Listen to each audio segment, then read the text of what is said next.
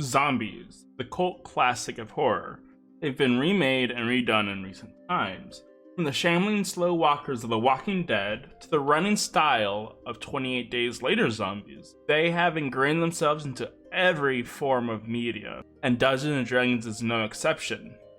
While low on the pecking order of the undead in D&D, these slow shamblers still want to win. The zombie's highest stats are its constitution, swiftly followed by its strength. These are its only positive stats.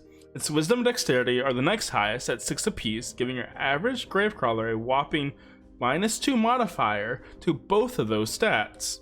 The next lowest is charisma at 5, followed by intelligence at 3, giving the rotting corpse a -3 and a -4 in those stats. The only saving throw the zombie is proficient in is its wisdom saving throws. You get a nice +0 wisdom save. Like most undead, they also have an immunity to both the poison damage and the poison condition. They rock a measly 8 armor class, 22 hit points, and a speed of 20 feet. Their main attack is a slam with a +3 to hit, dealing 1d6 + 1 damage, meaning it has a 40% chance to hit a fighter wearing chainmail. Their main claim to fame is their Undead Fortitude, which when reduced to 0 HP, they make a constitution saving throw equal to 5 plus the damage taken. If they pass, then they are set to 1 HP instead. This only activates on non-crits and non-radiant damage.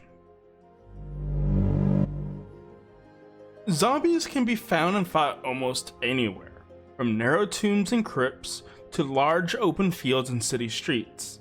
Even with these wide ranges of terrain as places of combat, they are not smart enough to take advantage of the benefits of each. While zombies are dumb by the standards of a commoner, they're still smarter than people give them credit for. Their 3 intelligence puts them on par with the likes of direwolves, octopi, and elephants. They know fire is hot, they know not to run over edges, and have some basic sense of self-preservation in the sense of dodging these hazards. But what they don't have is any knowledge of the party's capabilities. Before going into the zombie tactics, let's talk about the math behind Undead Fortitude. The average damage from a character around the level you're throwing zombies at them, and expecting them to be meaningful, is around 6.5 to 7.5. This is from either using a D6 weapon or a D8 weapon, and adding their +3 modifier to it.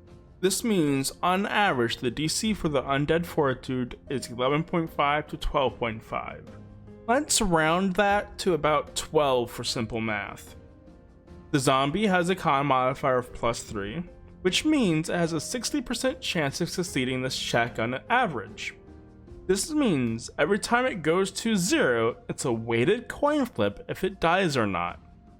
This allows them to last a lot longer than expected, meaning you should probably use less than you think you should. Zombies are found mostly in a horde.